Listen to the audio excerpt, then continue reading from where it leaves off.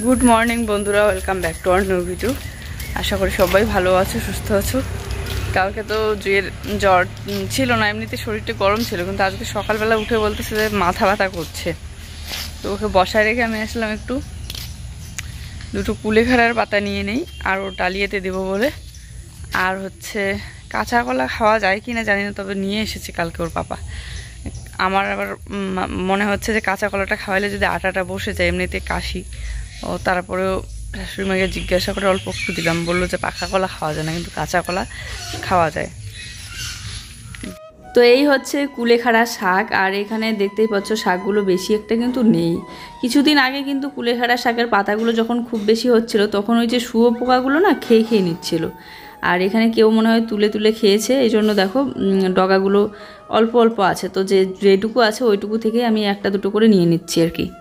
আমাদের এদিকে শুনেছি কোথাও একটা বাড়িতে বিক্রি হয়, বাজারে পাওয়া যায়, তবে বেশি একটা পাওয়া যায় না। ওই 10 টাকার করে এক আটি করে একজনকে দিতে পারে। আসলে এইগুলো তো মানুষ চাষ করে না, এমনিতে লাগিয়ে রাখলে এতটুকুই হয়, বেশি এই জন্য পাওয়া যায় না। আমিও লাগিয়েছি, যে দু একটা হয় ওই শুয়োপোকায় খেয়ে নেয়। আর এইগুলো ঘোকসাডাঙ্গা বাজারে প্রচুর পাওয়া যায়, হাটবারের দিন করে গেলেই অনেকগুলো করে নিয়ে আসা যায়, কিন্তু এত দূর কে যায় সব সময়। তো সকাল সকাল রান্না দেরি হবে, ঘুম থেকে উঠতে দেরি হয়েছে বলে ওইদিকে পরোটা নিয়ে এসেছে। পরোটাটা খেয়ে নিলাম, আর খেয়ে নিয়ে এই যে জুই শোনার জন্য একটু ডালিয়া খিচুড়ি বানিয়ে নিলাম। কাঁচা কলা দিয়েছি বলে কালারটা ওরকম আসছে।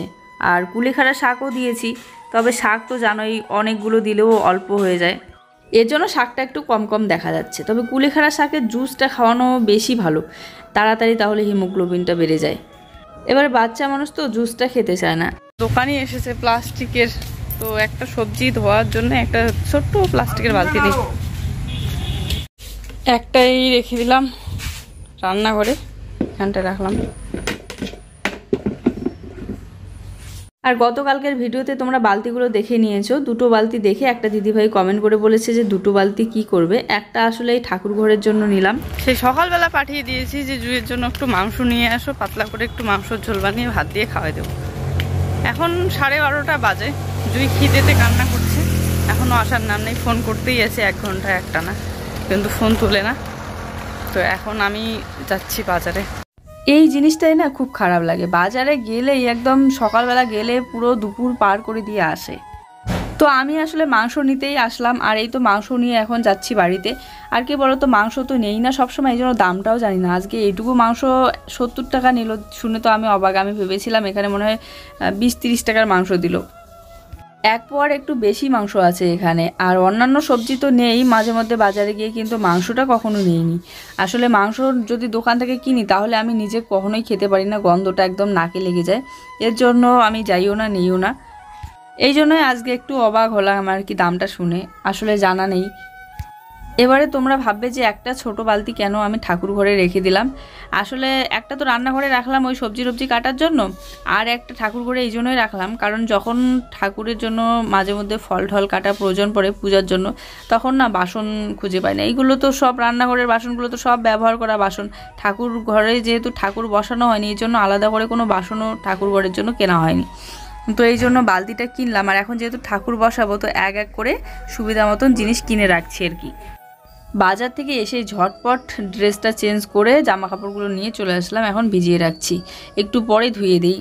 ওই যে ঘুম হয়নি সেদিনের ঘুমটা রাতে ক্লিয়ার করতে গিয়ে সকালবেলা ঘুম থেকে উঠতে একটু দেরি, তারপরে আবার জুয়েরও শরীরটা বেশি একটা ভালো না, তো এর জন্য ওকে নিয়েই সকালবেলা থেকে শুয়ে বসে আছি। আর জুয়ের শরীর খারাপ হলে না খুব কোলে উঠতে চায়, ও শরীরটা একদম ছেড়ে দেয়, খুব দুর্বল হয়ে পড়ে। এই জন্য এখন এই যে বাসনগুলো মাজবো বলে সব বাসন বের করে নিলাম, আর ওইদিকে জামা কাপড়গুলো ভিজিয়ে রাখলাম। না ধুইলেও হয় না জামা কাপড়গুলো, কতদিন ধরে জমে জমে আছে। জুই এই যে জ্বর সর্দি কাশি থেকে আর ধুইতেই পাচ্ছি না। এবারে কাণ্ড দেখো, আমি বাজারে গেলাম ওই মাংস নিয়ে আসতে, দেখি কেন ফোন তুলে না, কি করছে, কি এমন কাজে ব্যস্ত। গিয়ে দেখি যে ও ক্যারাম বোর্ড খেলছে। এটা দেখে তো আমার মাথাটা হয়ে গেল গরম, বাড়িতে এসে প্রচণ্ড রাগে আছি। এই যে ও চলে এসেছে বাড়িতে, আর ও ওর মতো করে কাজ করছে, আমি আমার মতো করে কাজ করছি। ঝটপট এগুলো মাজা দেওয়া কমপ্লিট করলাম, কারণ বাচ্চার জন্য তাড়াতাড়ি করে রান্না করতে হবে। মাংসটা একদম পাতলা করে ঝোল বানাবো আজকে, শুধুমাত্র জুইয়ের জন্য যেহেতু বানাবো, তো এই জন্য ঝাল ঝাল ছাড়া একদম, তবু একটা দুটো লঙ্কা দেবো। যাতে ওর খাওয়াটা ভালো হয়। এই 2 দিন ধরে শুধু সেদ্ধ সেদ্ধ ওই ডালিয়া ডালিয়া খেতে খেতে না মনে হয় ওর রুচিটাই নষ্ট হয়ে যাচ্ছে। তো এই জন্য বিশেষ করে ওর জন্য মাংসটা নিয়ে আসা। তো এখানে জুয়ের জন্য মাংসটা বানানোর জন্য এই যে মাংস নিয়ে নিয়েছি, আর আলু 2টা কেটে নিয়েছি, আর এখানে পেঁয়াজ রসুন আর কাঁচা লঙ্কা একদম পাতলা করে বানাবো ঝোল। ব্রয়লারের মাংস আবার প্রেশার কুকারে কখনোই বানাইনি আমি। জানি এত নরম মাংস তাড়াতাড়ি সেদ্ধ হয়ে যায়, আর প্রেশার কুকারে বানালে স্বাদও বেশি একটা লাগবে না, তো এই জন্য বানানো হয় না। এমনিতে পাটার মাংস খাসির মাংস হয়তো বানিয়েছিলাম 2-1 দিন, কিন্তু ব্রয়লারের মাংসটা আজকে যেহেতু শুধু মাত্র জুয়ের জন্য বানাবো, তো এই জন্য প্রেশার কুকারেই তাড়াতাড়ি করে বানিয়ে নিই। তাছাড়াও দাঁতে কি হয়েছে জানি না, মাঝে মধ্যে দাঁত ব্যথা বলে কান্না করে, আবার মাংস খেতেই চায় না এই জন্য, দাঁত ব্যথার জন্য। বাচ্চা মানুষের দাঁত জানোই তো, পোকা কেটে দেয়। চকলেট তো খাওয়ানোটা ঠিক না, কিন্তু ছোটোবেলা থেকে ও প্রচুর পরিমাণে চকলেট খেয়েছে, এই জন্যই হয়তো এরকম। আর মাঝখানের দাঁতগুলো, সামনের দাঁতগুলো ফাঁকা হয়ে গিয়েছে, তো মাংস খেলে দাঁতের ভিতরে ঢুকে ওইদিকে চিৎকার শুরু করে দেয়। এদিকে দেখো রসুনের খোসা পেঁয়াজের খোসা এই বালতির মধ্যে রেখে দিলাম, আর মাংসটা বানিয়ে এখানে ভাত বসিয়ে দিলাম একটু জুয়ের জন্য, অল্প করে এই ছোট্ট হাঁড়ির মধ্যেই। দেখো কি সুন্দর হয়েছে না, একদম পাতলা ঝোল, কম ঝাল মশলা দিয়ে, অনেকটা কিন্তু প্রায় স্যুপের মতো হয়েছে। তবে টমেটো থাকলে একটা টমেটোও দিয়ে দিতাম। মাছ মাংস এগুলো তো প্রোটিন জাতীয় খাবার জানি, তবে মাছটাই ও বেশি খায়, মাংসটা বেশি একটা বানানো হয় না। ওই কান্না করে দেখে খেতে বসে দাঁত ব্যথা করে, তো এরকম করে বানিয়ে দিলে আমার মনে হয় স্যুপটা সুন্দর খেতে পারবে ও। আজকে প্রথম ওর জন্য আলাদা করে মাংস রান্না করলাম। শোনা টেস্ট পাচ্ছ আজকে খাবারে? টেস্টি হয়েছে, সেই টেস্টি হয়েছে না? ঝাল ঢালা নেই? হ্যাঁ এগুলো একদম চার্জ। তো এই যে 1 বালতি জামা কাপড় আছে এখানে ভেজানো, এখন এগুলো কাচবো। এখানে বিছানা চাদর টাদর সব আছে। আজকে ভিডিও এডিট করা অনেক দেরি হয়ে গেল, এই জন্য যাক, কোনো ব্যাপার না। তো জুইকে বললাম ওকে একটু খাওয়াইতে। প্রথমে তো মাংসর হচ্ছে ঝোলটা খেলো একটু, কারণ খিদে নাকি প্রচণ্ড পেয়েছে। আর ছোট্ট হাঁড়িটার মধ্যে ভাত বসিয়ে দিয়েছি, এখন এই যে ভাতটা হইলো, ভাতটা ওকে খাওয়াই দিচ্ছি ওর পাপা, আর আমি এদিকে এই যে জামা কাপড়গুলো ধুয়ে দেবো, এখন কাঁচা হয়ে গিয়েছে সব। আর আমাদের জন্য রান্না করিনি দুপুরবেলা, কারণ আজকে হচ্ছে ঠাম্মি শাশুড়ির অস্থি নিয়ে যাবে। তো অস্থি নিয়ে যাওয়ার সময় বাড়িতে কীর্তন দেয়, তো এর জন্য আজকে কীর্তনও আছে, তো ওখানেই কীর্তনের প্রসাদ খেতে যাব। আর প্রসাদ তো ওই দুপুরবেলায় খাওয়া হবে, তো এই জন্য আর রান্না করলাম না। তারপরেও ওর তো মাংস হইলেই হয়, যেরকম সেরকম রান্না হইলো বা না হইলো, কিন্তু আমি তো এগুলো খেতে পারবো না। জুয়ের জন্য যেরকম ঝাল ছাড়া রান্না করেছি, ও আবার ওখান থেকে একটু নিয়ে ওখান থেকে ভাত বেঁচেছিল ওইটুকু খেয়ে নিয়েছে। প্রথমে তো ভেবেছিলাম যে দুপুরবেলা একটু রান্না করি আর একটু কাঁচাই রেখে দিই, মানে ভাজা করে রেখে দিই, রাত্রিবেলা রান্না করব। কিন্তু তারপরে ভাবলাম যে 2-2বার রান্না করব, পরে যদি মন না চায় রান্না করতে, তো এই জন্য একবারেই রান্না করলাম। রাত্রিবেলা না হয় একটু গরম করে দেবো, আরও অনেকগুলো আছে ওর জন্য। এবারে ফ্রিজ থাকলে তো ফ্রিজের মধ্যে রাখাই যায়, কিন্তু ফ্রিজের খাবারও বেশি একটা খাওয়ানোটা ঠিক না আমার মনে হয়, একদম ঠান্ডা ঠান্ডা থাকে। তারপরেও বাজার থেকে মাছ টাছ কিনতে হলে তো ওই বরফ দিয়েই রাখে। এই জন্য বাচ্চাদের নদীর মাছটা খাওয়ানো অনেক ভালো, কিন্তু নদী থেকেও যে ছোট ছোট মাছগুলো ধরে সেইগুলো আবার জুই খেতে পারে না বেশি, কারণ কাঁটা থাকে ছোট মাছগুলোতে প্রচুর। স্নান করাটা দেরি হয়ে যাচ্ছিলো, এই জন্য স্নান করার আগে এগুলো কেচে দিয়েছি, আর ধোয়ার সময় পাইনি। তারপরে এখন এই যে কিছু কাজকর্ম সেরে এখন এগুলো ধুয়ে বাড়ির পিছন দিকে মেলে দিই। আগে ধুয়ে দিলে হয়তো এতক্ষণে অনেকটা শুকিয়েও যেত, কিন্তু আমারও তো ওই ঠান্ডার ধাত, 2-1 দিন যদি কোনো কারণে একটু দেরি হয় স্নান করতে, তা সর্দি কাশি লেগে যায়। আর ইদানিং আবহাওয়া এত খারাপ দিচ্ছে, চারিদিকে বাচ্চাদের একদম শরীর অসুস্থ হয়ে পড়ছে, জ্বর হচ্ছে, সর্দি কাশি হচ্ছে। এবারে রান্নাঘরে সবজি টবজি ধোয়ার জন্য তো বালতি নিয়ে নিলাম, এবারে কলের পাড়ের জন্য আরেকটা বালতি নিতে হবে। আর একটা বালতিতে করে এই জামা কাপড় ধুইতে না অনেকটা অসুবিধা হয় সত্যিতেই, কলের মুখটার উপরে রাখতে হয় জামা কাপড়গুলো। আর কি জানো তো, ভাদ্র মাস তো শেষ, ঠাকুর বসাবো। এখন আমার আবার জায়ের বেবি হবে, তো তখন আবার আমাদের পূজা দেওয়া যাবে না, হয়নি এখনও, তবে আর 2 দিন আছে। তো এই জন্য ভাবছি যে একদম এই যখন থেকে পূজা দেওয়া যাবে তখন লক্ষ্মী পূজাও মনে হয় বের হয়ে যাবে। এবারে দেখা যাক, ভেবেছিলাম এবার লক্ষ্মী পুজোটা অনেক মানে সুন্দর করে করব, কিন্তু হবে তো না। এমনিতেই তো আমাদের অসুচ আছে, মানে 1 বছর পর্যন্ত সেরকমভাবে পূজা করা যায় না বাড়িতে, এমনিতে নিজে নিজে করা যায় পূজা। তারপরে আবার কয়েক দিদিভাই কয়েকদিন আগে কমেন্ট করে বলেছিল যে মানে অষ্টমীর দিন শাড়ি পরে পুজো দিতে, কিন্তু এবার তো আমাদের হবে না গো, কারণ ওই যে জেঠু শ্বশুর মারা গেল না, 1 বছর না হওয়া পর্যন্ত নাকি মন্দিরে আর কি পূজা দেওয়া যাবে না। আর প্রত্যেক বছর আমাদের শ্বশুর বাড়িতেই হচ্ছে দুর্গাপূজা হয়, নবমীর দিন মনে হয় তো এবছর আর হবে না সেটাও। তবে ওই দিনটা না দারুণ লাগে, বাড়ির পূজা যতই বাইরে ঘোরাঘুরি করো পূজাতে যাও, কিন্তু বাড়ির পূজার একটা আনন্দটাই আলাদা, সবাই মিলে একসাথে অঞ্জলি দেওয়া, পুজো দেওয়া, খুব বেশি ভালো লাগে আমার কাছে এই জিনিসটা। তো দেখো এদিকেও কি অবস্থা, একদম স্যাঁতস্যাঁতে, তো তারপরেও জামা কাপড়গুলো মেলেই দিলাম। আর ডেকি শাকগুলোর জন্য একদম বিছানার চাদর টাদর সব মাটিতে লেগে যাচ্ছিল, আমার আবার জোকের জন্য খুব ভয় লাগছিল। তারপরে এমনিতে তো রাগ হয়ে আছে অনেকক্ষণ ধরে ওর উপরে, কারণ ওই যে গিয়ে দেখছি ক্যারাম বোর্ড খেলতেছে, আর এদিকে আমি বাচ্চাকে নিয়ে জ্বালায় পাচ্ছি না, একদিকে তো এডিট করতে পারছিলাম না, বাচ্চা কোল থেকে নামতে চাচ্ছিল না শরীর খারাপের জন্য, আরেকদিকে বাচ্চা খিদেতে কান্না করছিল, মাংস নিয়ে আসতে দেরি হয়ে যাচ্ছিল। তো তারপরে ও আমার কাছ থেকে মোবাইলটা নিয়ে ভিডিওটা আপলোড দিল, আমি এডিট করে দিলাম। মুড খারাপ থাকলে না এডিট করতেও মন চায় না। তারপরে আপলোড দিয়ে এই যে চলে আসলাম কাকিমাদের বাড়িতে। ওই যে দেখা যাচ্ছে ছাতাটার ওখানে ঠাম্মির অস্থি আছে।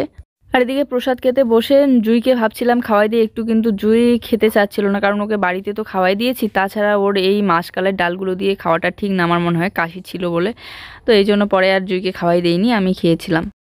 আজকে ঠাম্মি শাশুড়ির হচ্ছে শেষ কাজ, তো এখানে কি কি নিয়ম যা যা করতে লাগে সেইগুলোই নিয়ম হচ্ছে আর কি। আমি তো এর আগে কখনো দেখিনি, এমনিতে শুনেছি কিন্তু কখনো দেখিনি।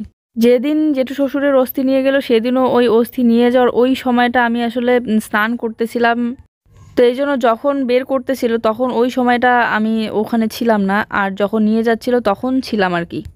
তো এর জন্য আজকে প্রথম দেখতেছি, তো এখানে একদম কাছে দাঁড়িয়ে দাঁড়িয়ে দেখতেছি, আর খুব খারাপ লাগছে, মনটা খুব খারাপ লাগছে ঠাম্মির জন্য। ঠাম্মির সাথে কত স্মৃতি, ঠাম্মি ভীষণ ভালো ছিলেন। আমরা যদি অনেক দিন আমাদের সাথে দেখা না হতো বা যে কারো সাথে দেখা না হতো, একদম খবর নিতে চলে যেত। ঠাম্মি চলে যাওয়ার কিন্তু কয়েকদিন আগেও ঠাম্মির সাথে কথা হলো, এদিকে আসলাম তখন কথা হলো, দাঁড়িয়ে দাঁড়িয়ে গল্প করলাম আমরা সবাই একসাথে। হঠাৎ করে একটা মানুষ চলে যাওয়া না, এই জিনিসগুলো খুব কষ্টকর হয়। সেরকম জেঠু শ্বশুরও, আমি এখনও যখনই ভাবি তখনই আমার মনেই হয় না যে জেঠু শ্বশুর নেই। এই তো কয়েকদিন আগেই ছিল, তো জানালা দিয়ে সবসময় দেখতাম, আমাদের বাড়িতে আসতো, কত বাবার সাথে বসে চা খেতো, গল্প করতো। জুই কান্না করলে জানালা দিয়ে চিৎকার করতো, নাহলে এসে বলতো যে কেন কান্না করিস জুইকে। এইসব না খুব মনে পড়ে, আর যখনই মনে পড়ে তখনই মনে হয় যে এই তো কয়েকদিন আগে ছিল জেঠু, এখন আবার নেই, হঠাৎ করে মানে বিশ্বাসই করা যায় না। তো এখানে দাঁড়িয়ে দাঁড়িয়ে দেখছিলাম আর খুব খারাপ লাগছিল, কষ্ট লাগছিল খুব। সবাই এখানে বাড়ির সবাই আছে। জুইকে আবার আজকে গরম জল করে একটু স্নান করিয়ে দিলাম, আর মাথার চুলগুলো একটু ধুয়ে দিয়েছি সাবান দিয়ে, কারণ ও কয়েকদিন ধরে মাথা ব্যথা করছিল, এই জন্য ধুয়ে দিলাম। জানি না এই ধোয়াটাতে আবার ওর ঠান্ডা লেগে যাবে কিনা, আবার জ্বর কাশি হবে কিনা, কিন্তু এই মাথা ব্যথা করছিল বলে, আর মাথার মধ্যে সর্ষের তেল দেওয়া ছিল, না ধুইলেও হয় না, একদম চিপকে বসেছিল চুলটা। আর স্নান না করালে হয় না, যে পরিমাণে ঘাম ছিল, আবার স্নান করানোর পর এখন দেখছি যে ওর শরীরটা একটু মানে ছেড়ে দিয়েছে, দুর্বল দুর্বল লাগছে এরকম। তো এই জন্য ওকে কোলে নিয়েই বেড়াচ্ছি যেখানে যাচ্ছি। তো এই যে নিয়ে যাচ্ছে ঠাম্মির অস্থি, আর আমরা সবাই পিছনে পিছনে যাচ্ছি। আমি তো আসলে অনেক কিছুই জানি না, তো যে নিয়মগুলো প্রথম দেখছি সেই নিয়মগুলোই প্রথমবারে জানছি আর কি। যেমন অস্থি নিয়ে যাওয়ার সময় প্রণাম করতে লাগে, সবাই প্রণাম করে, আমিও প্রণাম করলাম। সবসময় ঠাম্মির আর জেঠু শ্বশুরের আত্মার শান্তি কামনা করি। তারপরে এদিকে রাস্তা দিয়ে ঘুরে ঘুরে ওদিকে বাড়িতে চলে যাব। এই যে বাবা গেটটা লাগিয়ে দিয়ে রেখে দিয়েছে, এগুলো পোস্তে পোস্তে একদম নষ্ট হয়ে গেছে, কালো হয়ে গেছে। চলো, তো এই যে ঠাম্মির অস্থি নিয়ে গেল, আর তারপরে আমরা চলে আসলাম এদিকে। জামা কাপড়গুলো এখন একা তুলতে যেতে কেমন, মানে পিছনের দিকটা কেউ নেই এই সময়, এই মুহূর্তটা, আর পিছনের দিকে কি স্যাঁতস্যাঁতে, এই জন্য আসতেই মনছে না। হালকা হলেও তো শুকাইছে না, এদিকে না দিলে যে ওইটুকুও না শুকায় বাড়ির ভিতরে।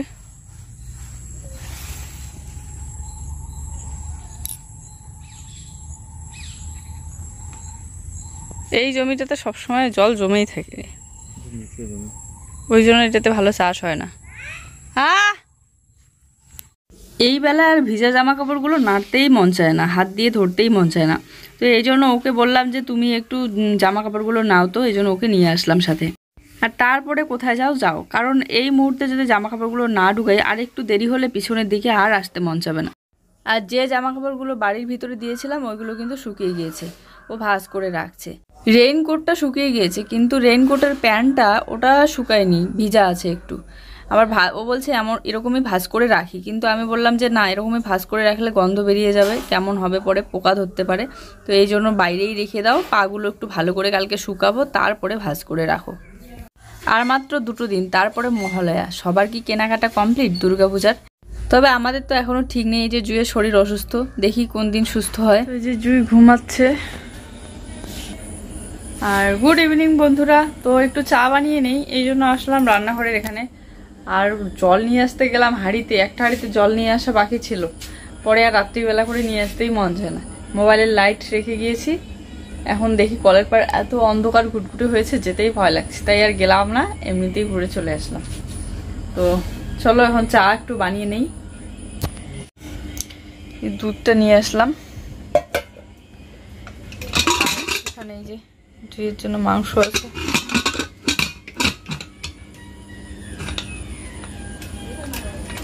কালকে এক দিদিভাই কমেন্ট করে বলেছিল যে গরুর দুধ কেন খাওয়া যাবে না কাশি হলে, গরুর দুধ খাওয়া তো ভালো, কাশি কমে।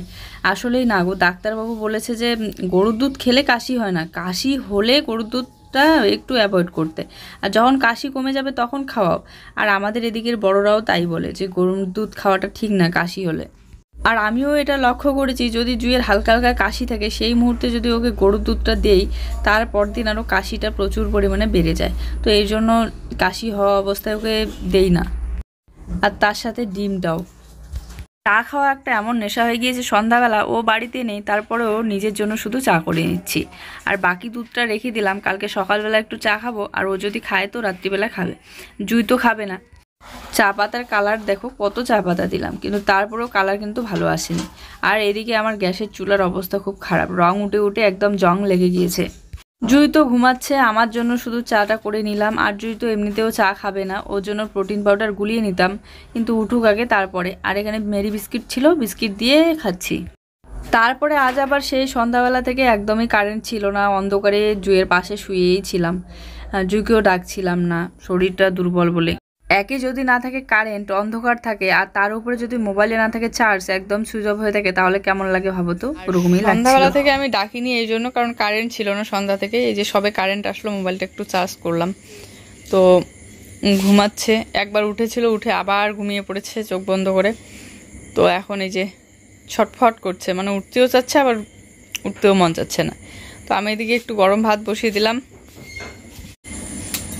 একটু সেদ্ধ ভাত বসিয়ে দিলাম। এখানে ভাতের মধ্যে দিয়েছি কাঁচা কলা আর আলু। কাঁচা কলাটার খোসা ছড়িয়ে ধুয়ে দিয়েছি। কাঁচা কলা সেদ্ধ কখনো খাওয়া হয়নি, সেদ্ধ করে বড়া বানাবো ভাবছি। বেসন দিয়ে বড়া বানালে ভালো হয়, কিন্তু বেসন তো নেই। আলুও দিছি। ওই যে কাঁচা কলাটা সেদ্ধ দিলাম না, ওইটার বড়া বানাবো, তাহলে না হবে। বড়া বানাবো? বড়া বলতে একটু পেঁয়াজ হলুদ লবণ দিয়ে। যেদিনে ভাতের মধ্যে আলু সিদ্ধ দেবো সেই দিনে আলুগুলো বের করতে গিয়ে ভাতগুলো পড়ে যায়। এই যে কতগুলো ভাত, একটা দুটো পড়ে আছে সাইডে, আর আলুর সাথেও বেরিয়ে আসে, যেহেতু আলুটার খোসা ছড়িয়ে দেই। তো এখন যদি একটু জলে ধুয়ে সানতে যাই তাহলে আলু সানাটা ভালো লাগবে না। আর কাঁচা কলাটা সেদ্ধ করে হাত দিয়ে একটু চটকিয়ে নিয়েছি, ওখানে একটু পেঁয়াজ, তারপরে একটু আটা দিয়েছি, গমের আটা, আর লঙ্কা একটু দিয়েছি, আর হলুদ আর লবণ দিয়ে ভালো করে মেখে নিয়ে তারপরে যে বড়ার মতো সাইজ সাইজ করে ভেজে নিচ্ছি। এরকম করেও ভালো লাগে, বেসন দেখবে আটাটাও অনেক সময় বেসনের মতোই কাজ করে। আলুটা মাখা করে নিলাম, আর এখানে এই যে বড়াটা ভেজে নিয়েছি, এখানে মাংসটা একটু জাল দিয়ে নিচ্ছি।